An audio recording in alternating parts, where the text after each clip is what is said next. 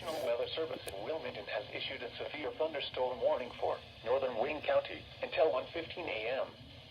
At 12:42 a.m., a severe thunderstorm was located near New Castle, moving east at 60 miles an hour. Hazard, 60 miles an hour wind gusts. Source, radar indicated. Impact, expect damage to trees and power lines. Locations impacted include Hagerstown, Fountain City, Franklin, Greens Fort, Bethel, Economy, Whitewater, and Williamsburg. This includes I-70 in Indiana near mile marker 134.